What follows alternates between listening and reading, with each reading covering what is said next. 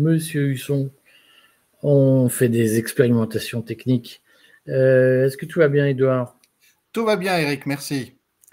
On va parler aujourd'hui du Proche-Orient, de la situation au Proche-Orient. Ça faisait un petit bout de temps qu'on s'était dit qu'on en parlerait. On ne l'a pas fait jusqu'ici, mais je voulais qu'on traite, parce que ça fait longtemps qu'on ne s'est pas appesanti sur ce qui se passe en Israël, en Palestine, et notamment on ne s'est pas appesanti sur l'éviction du patron du Shin Bet, des services secrets israéliens, à la demande très autoritaire de Benjamin Netanyahou. Et je regrettais qu'on n'ait pas pris le temps d'en parler parce que, de mon point de vue, c'est une information essentielle qui dit beaucoup de choses sur ce qu'on ne sait pas sur le 7 octobre 2023. Mais est-ce que, avant de commencer à parler de cette affaire, tu peux nous faire un point général sur ce qui se passe au Proche-Orient et notamment en Palestine?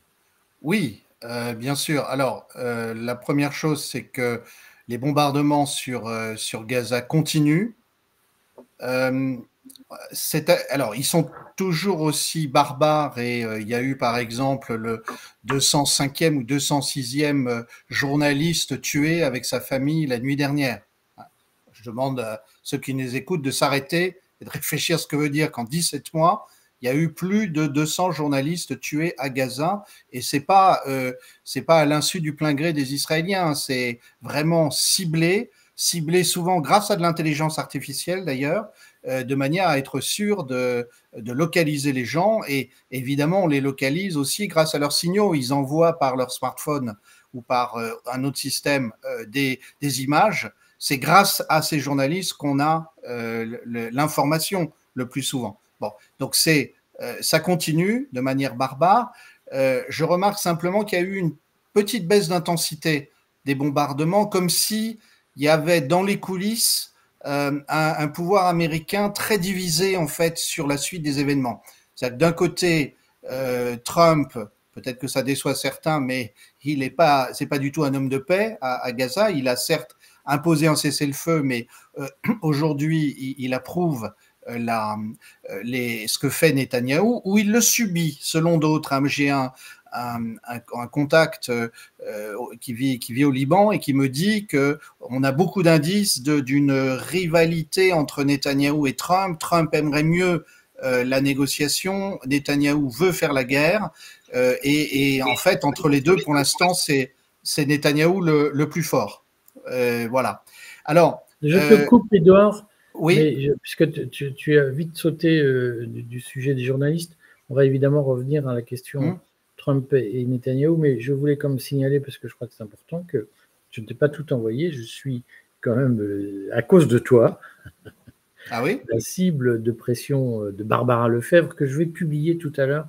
Je vais publier la conversation écrite que j'ai eue avec elle, où elle insiste beaucoup et elle annonce une pluie de procédures contre toi de la part, j'imagine, des défenseurs d'Israël. Je voulais dire que en Israël, l'armée israélienne, tu as raison de le dire, mais je tiens vraiment à le souligner, a ciblé de façon totalement consciente. C'est pas une bombe qui explose et malheureusement il y a un journaliste là. C'est des snipers qui tirent sur des journalistes identifiés qui en effet se signalent avec un bidule, un machin. Ou des avions, ou des avions qui envoient des bombes sur les maisons où ils habitent.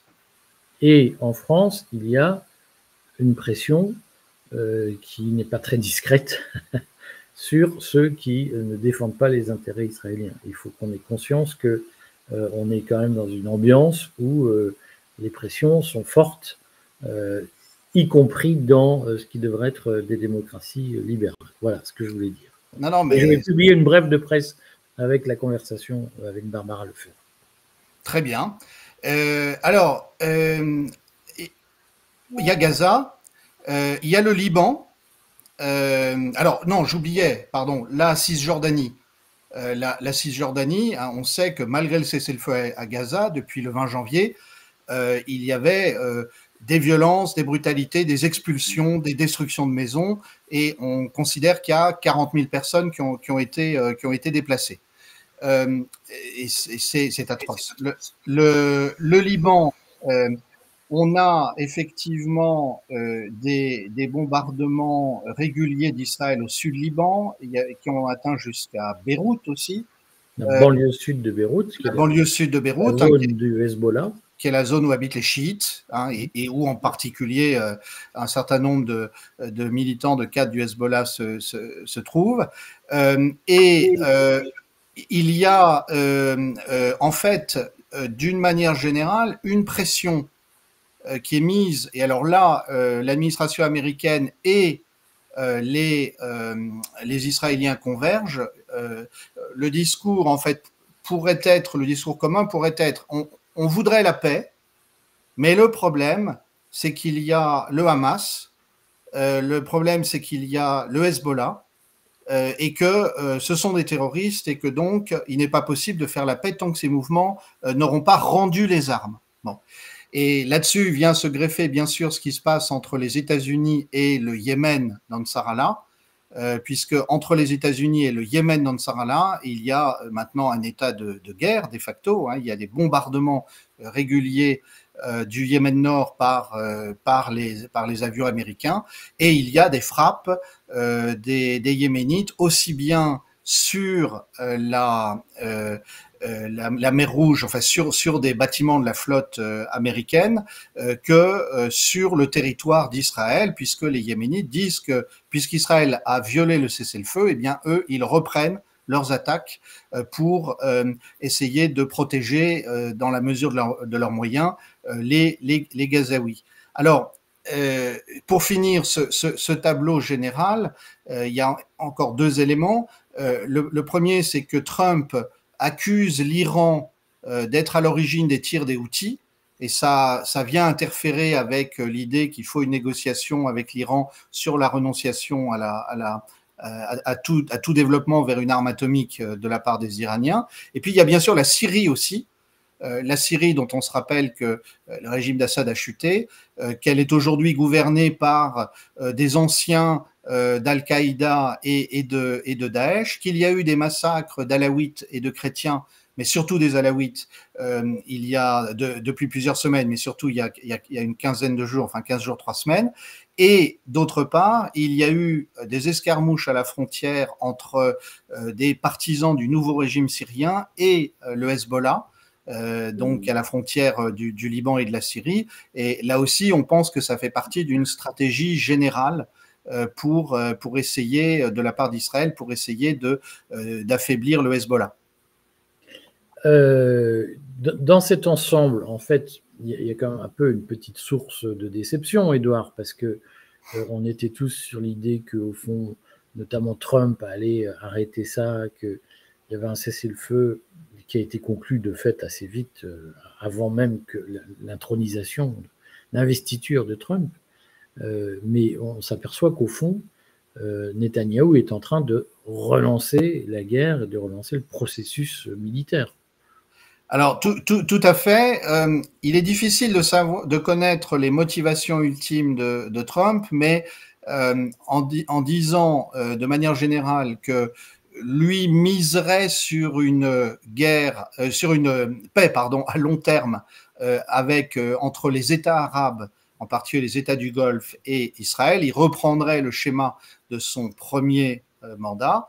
Il n'empêche que, au fond, il partage l'objectif de Netanyahou, même s'il est peut-être en désaccord sur les moyens, et l'objectif, c'est un territoire de Gaza, une bande de Gaza sans Hamas, et un Liban sans Hezbollah, ou bien un Liban au besoin qui éclaterait comme la Syrie a éclaté. C'est ça qui donc tout ça n'est pas réjouissant, et effectivement on voit bien que Trump, qui a l'air de vouloir faire la paix en Ukraine avec la Russie, au contraire au Proche-Orient est happé par une logique qui est une logique de guerre. Ce qui pose comme un problème de cohérence générale.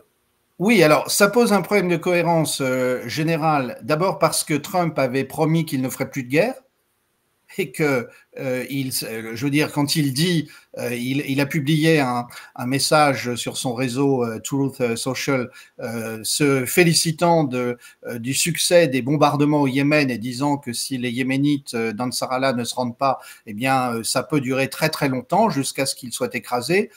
Bon, d'abord, ça ne correspond pas aux observations sur le terrain du journaliste bien connu, du reporter international Pepe Escobar, qui lui est allé au Yémen la semaine dernière et qui a montré surtout des bombardements de zones civiles et par ailleurs qui a pu s'entretenir avec plusieurs responsables d'Ansar Allah. Donc on se demande si chez Trump c'est de la propagande ou pas. D'autre part, s'il est entraîné là-dedans, ça peut être sans fin. J'ajoute qu'il y a quand même une contradiction énorme lorsque J.D. Vance est venu reprocher à Munich aux Européens de ne pas respecter la liberté d'expression. Aujourd'hui, il y a une répression contre les étudiants étrangers qui soutiennent la Palestine dans les universités américaines. Il y a très clairement, alors c'est intéressant ce à quoi tu faisais allusion, enfin ton échange avec Barbara Lefebvre, parce qu'on sent très bien que en Europe, il pourrait y avoir là tout d'un coup une imitation de Donald Trump et on dirait qu'on interdit à un certain nombre de gens de parler librement de l'État d'Israël. On notera que Harvard, par exemple, devrait subir une baisse de 9 milliards d'aides publiques, ce qui est colossal, 9 milliards de dollars pour une seule université. Oui, et effectivement, Columbia, qui est l'université qui avait été le plus en pointe pour les protestations étudiantes dont je rappelle d'ailleurs qu'il y avait de nombreux étudiants juifs américains qui y participaient, qui sont des opposants à la politique de Netanyahou, donc c'est pour dire comme les choses sont compliquées. Eh bien, Columbia a été obligé d'une part de mettre en place un certain nombre de garanties vis-à-vis de l'État américain, mais même il y a quelque chose qui est peut-être encore plus grave, qui est le fait que Columbia est obligé de réviser les contenus des enseignements qui sont dispensés dans son centre d'études sur le Moyen-Orient, le Middle East, pour parler comme les Américains, dont on dit plutôt le Proche-Orient. Et donc, enfin, c'est pas si on se rend compte, tous ces gens qui ont combattu le wokisme et qui disaient que c'était affreux le wokisme, mais là, on a un gouvernement qui va dans la confection des programmes. Donc c'est universitaire. Universitaire. À l'école primaire, au fond, ça pourrait s'entendre, mais là, on est dans les centres de recherche universitaires qui sont soumis à une censure. Et donc, Columbia a plié. Hein, c'est triste de le dire, mais les autorités de Columbia ont plié, et c'est d'autant plus étonnant, à première vue, que les universités américaines normalement sont des corporations au sens anglo-saxon du terme, sont des entités autonomes. Donc voilà, ce sont des atteintes terribles à la liberté d'expression qui vont contre ce que Trump prétend faire depuis qu'il est élu. Et que J.D. Vance avait vanté à la conférence sur la sécurité de Munich, on s'en souvient. Édouard, le Shin Bet, alors, pourquoi Netanyahou a-t-il pris un risque politique majeur en limogeant le patron des services secrets israéliens? Alors, en fait, Ronen Bar, puisque c'est son nom, est effectivement critique de Netanyahou depuis des mois, et en particulier dans le cadre de l'interprétation de ce qui s'est passé le 7 octobre. Puisque, pour aller vite, Netanyahou a voulu repousser la faute, la responsabilité sur les services secrets, en particulier le Shin Bet, service intérieur, mais sur le Mossad aussi, on va y revenir. Et au contraire, l'armée, les services considèrent qu'il y avait des tas d'avertissements qui avaient été transmis à Netanyahou dont il n'a pas voulu ou pas pu tenir compte. Et donc, c'est là que ça se passe. Alors, Netanyahou a limogé le chef du Shin Bet. Il a le droit sur le papier, je veux dire, c'est pas illégal la manière dont il l'a fait, mais il n'a pas pris un certain nombre de précautions, et en particulier, on ne peut pas, si j'ai bien compris, limoger le chef du service de renseignement intérieur si on n'a pas un nom en remplacement tout de suite. Et donc, la Cour suprême d'Israël a suspendu ce limogeage. Ça ne veut pas dire que le limogeage est annulé, mais ça veut dire que normalement, Netanyahou ne peut pas avancer tout seul. Et on lui a dit qu'il allait passer outre. Il y aura un rendez-vous, je crois, le 8 avril, avec un nouveau jugement rendu par la Cour suprême, mais ça fait partie de la guerre qui existe, la guerre interne qui existe entre Netanyahou et les juges en Israël depuis longtemps, hein, puisqu'on se rappelle qu'avant le 7 octobre, il y avait d'énormes manifestations pour protester contre la réforme judiciaire, une réforme qui visait à priver la Cour suprême de son pouvoir d'invalider des lois prises à la Knesset. Donc, ce qui veut dire la fin de la séparation des pouvoirs. Dans la pratique, est-ce que le patron du Shin Bet détient des informations confidentielles ou gênantes sur Benjamin Netanyahou? Alors, c'est ce que les médias israéliens, en particulier Haaretz, mais pas seulement, semblent impliquer. C'est-à-dire que même les plus favorables à Netanyahou expliquent qu'il y a une tendance du Premier ministre, disent-ils, à vouloir être totalement disculpé de ce qui s'est passé le 7 octobre. Ce qui est intéressant, c'est que Netanyahou ne s'en prend pas simplement à Ronen Bar, il s'en est pris aussi au directeur du Mossad, alors non pas pour le limoger, mais pour le marginaliser, en particulier parce que David Barnea, le directeur du Mossad, avait été un élément clé des négociations de Doha et du Caire indirectes avec le Hamas par l'intermédiaire des Qataris. Donc visiblement, Netanyahou veut l'écarter. Et puis, Netanyahou a aussi, dans sa ligne de mire, d'après ce que l'on comprend, le procureur général, qui est une femme, et qui, effectivement, dont il conteste l'autorité dès qu'il en a l'occasion. Donc, on voit. D'ailleurs, c'est intéressant parce qu'on a un sentiment curieux où ce qu'on pourrait appeler l'état profond israélien, avec le pouvoir militaire. Je rappelle qu'il a limogé le chef d'état-major à Lévis il y a plusieurs semaines. Les juges, les services de renseignement. On pourrait dire que c'est un peu la permanence de l'État d'Israël, ce qu'on appelle ailleurs l'État profond. Eh bien, Netanyahou est à fond contre, et pour l'instant est en mesure de les mettre en échec. C'est-à-dire, c'est un homme seul, radical, qui joue une partie de l'opinion contre l'État profond, et surtout qui entretient un état de guerre, parce qu'évidemment c'est grâce à la guerre que Netanyahou peut faire taire les oppositions. Tu demandais s'il y a des éléments sur le 7 octobre, on a du mal à le savoir précisément parce qu'au nom de la sécurité nationale, tout ne peut pas être divulgué, et que certains, s'ils exposaient des secrets, seraient accusés de trahison. Mais est-ce que Netanyahou peut craindre une contre-attaque du patron du Shin Bet notamment sur les coulisses du 7 octobre? Alors, oui, je pense que c'est la raison pour laquelle il l'a limogé. La question, c'est de savoir pourquoi l'opposition est aussi attentiste.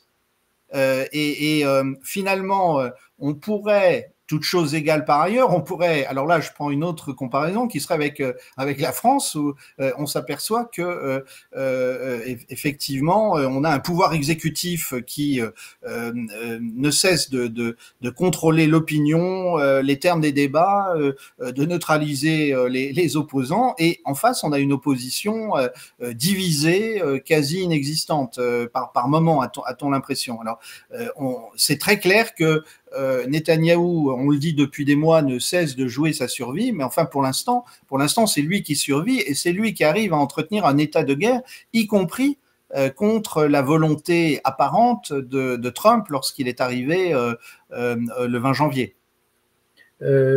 Ton pronostic sur la façon, parce qu'on a beaucoup parlé sur le courrier, on va le rappeler quand même, dès l'automne 2023 d'ailleurs, on avait souligné, examiné ce que la presse, enfin on avait répercuté ce que la presse israélienne avait dit à l'époque sur l'emploi du temps de Netanyahou, le 6 octobre au soir, le 7 octobre, et sur la lenteur de la riposte israélienne à une opération du Hamas qui était alors, probablement pas prévisible officiellement, mais qui en tout cas avait fait l'objet d'une vraie désinvolture de la part des autorités israéliennes lorsque les services de terrain ont signalé des activités anormales du Hamas à Gaza.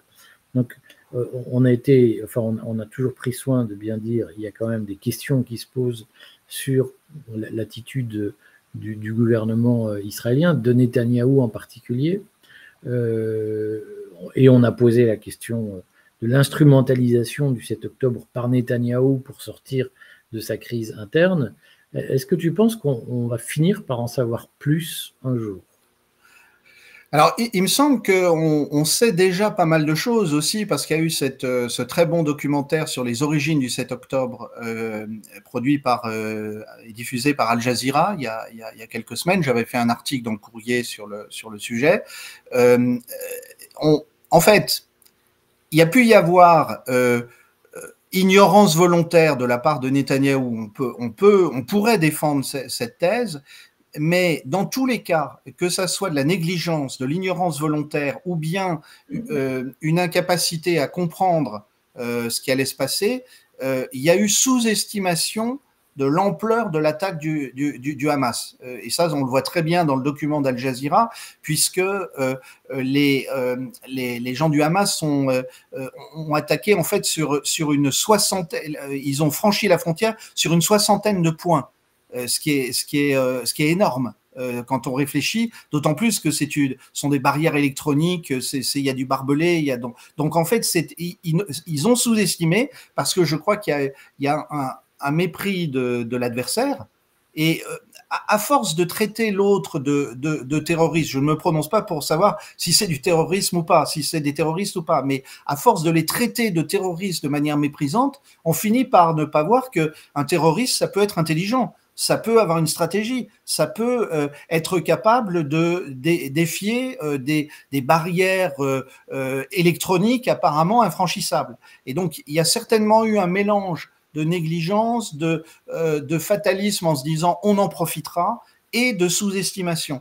Et c'est là que Netanyahou voudrait faire porter le chapeau à tout le monde, sauf à lui. Bon, on suit ça.